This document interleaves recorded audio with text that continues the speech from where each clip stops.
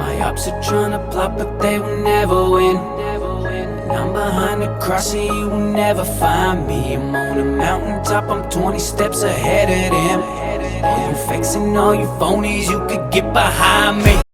Alright, just wanted to do a follow-up video after I did put the 1.25" leveling kit on with the diff drop and the tires came in. Let you guys see what it looks like with the new Ridge grapplers. Just so you guys can get an idea, 265 being the same width as the old Duratracs that were on. The old Duratracs were 265, 65 17s. These are 265, 70 17s. So they're just a little bit taller, but obviously these are a hybrid tire. You know, I do a lot of road traveling highways here, so in fact we went to Salt Lake and back today. It thing rode like a dream. A lot less road noise than the Duratracs. I know my Duratracs are getting older and probably getting a little louder, but these things so far, brand new, have been amazing. The cool thing was, I was worried about the alignment being out of place since I did the 1.25" leveling kit and the differential drop. But I can tell you it was really cool to go into a shop, put it on the machine, and the guy say your alignment's perfect. Literally everything. I didn't have to do anything with the alignment, but you always want to check because, like I said, you did go down and make some changes in the suspension. I do notice with the 1.25" leveling kit that it's a little stiffer ride. Updated video, just letting you guys know what when you do 1.25" leveling kit, 1" diff drop by Peak Suspension, you're probably looking at just under, you know, a couple $100 to get it done. Obviously I needed new tires, and this was the most efficient way, and this way it kind of lets me see how these perform before, if I do decide to go a little bit wider, 285, 70 17s, or I may try 275 next time. We'll see how much flex off-road we're gonna do. Okay, another mod, this battery upgrade that I did. I'm not sure if you can do it for the V6. I don't see why not. But with having off-road lights and starting the diesel in cold weather, I wanted to make sure I had a pretty good battery. So what I did is I switched over to the AGM31 group battery, which is basically like a small RV battery, and went with this Sasquatch.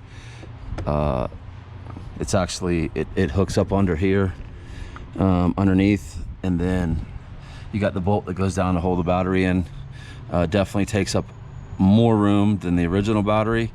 And one of the things, when I bought this battery, I had to put one of these on to offset this off that way a little bit more, because your main negative wire, I don't know why that's, I think that just swivels. The main negative wire is really tight if you have to take this and put it on here. So it's just a way to give that that wire lead there for the negative a little bit more room. And even though this swivels a little bit, it's meant to swivel, but it's tight onto the post, and it's tight on that post. I mean, these are pretty nice because they wire it very simple. All the instructions there to take your wires that you had in that plastic box that comes stock with the ZR2, and everything has nice grooves for all the wiring. Like I said, I got a lot of wire protectors for my off-road lighting, and this trigger 6-shooter, I actually just mounted this and took the zip ties down, tried to make it a little cleaner. Used one of the mounts that they provided for a Toyota and kind of got it in a corner where it was going to fit, you know, with the bigger battery, and where it's kind of out of the way, can still refill my wiper fluid, and keep kind of extra wiring down below. Now these are going to be,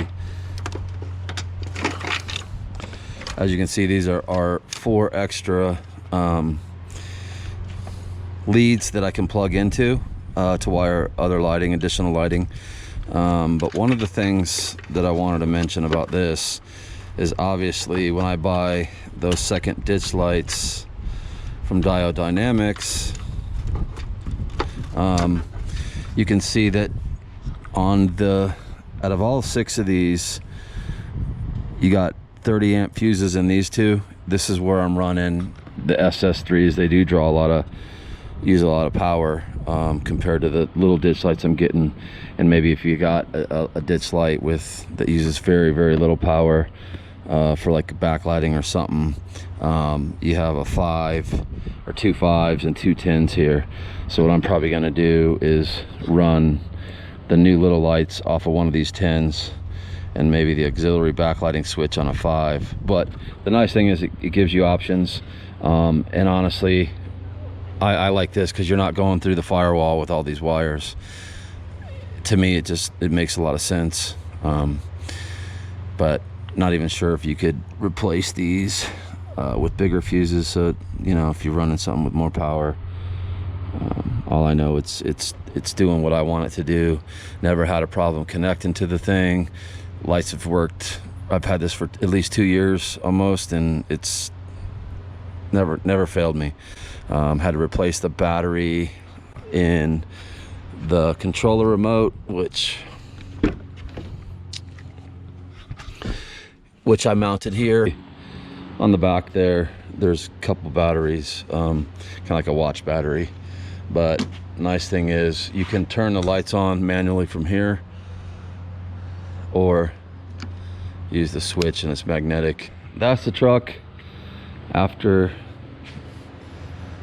doing the 1 1/4 inch leveling kit, the diff drop, and the new tires, which are a little bit taller, but the same width. I didn't feel like it was necessary that I had to go with wider. If I'd have went with the BDS, I probably would have went with 285 7017s anyway.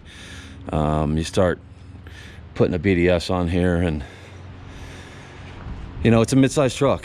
If I wanted a truck with 35s, probably buy a half ton, or you know, full-size truck. But it's a mid-sized truck, and I think these tires work out really nice. We'll see how they do off-road. Like I said, I still wanted to leave some room for flex, and yeah, I think it's going to work out well. Definitely happy with the tread pattern, the looks, and we'll see how the performance goes. I'll keep you guys updated. My ops are trying to plot, but they will never win. And I'm behind the cross and you will never find me. I'm on a mountaintop, I'm 20 steps ahead of them. All you fakes and all you phonies, you could get behind me. Get behind me.